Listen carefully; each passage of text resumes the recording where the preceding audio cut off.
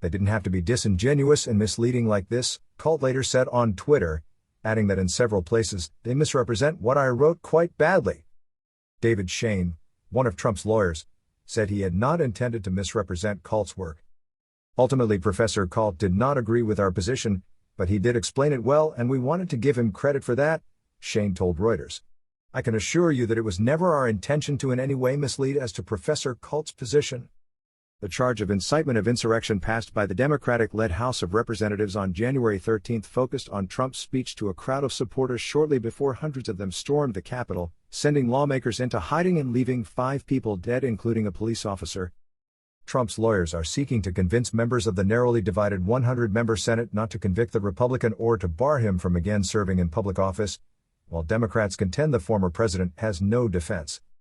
Conviction requires a 2/3 majority, meaning 17 Republicans would need to join the Senate's 50 Democrats in the vote.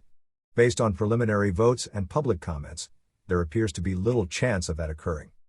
Trump's lawyers call the trial a brazen political act by Democrats with a hunger for this political theater with the intention to silence a political opponent and a minority party. Trump's 4-year term ended on January 20.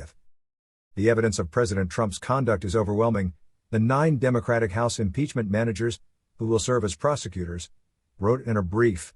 He has no valid excuse or defense for his actions.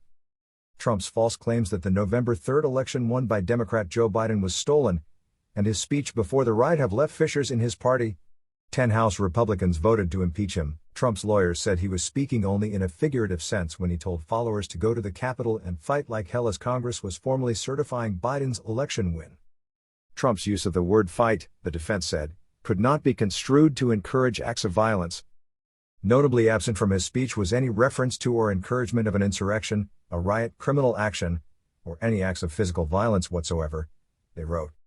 Trump's lawyers said he could not be held responsible for the actions of a small group of criminals who had come to the Capitol of their own accord armed and ready for a fight. Several of the roughly 200 people charged following the riot have tried to shift at least some blame onto Trump as they defend themselves in court or in the court of public opinion. Constitutional challenge.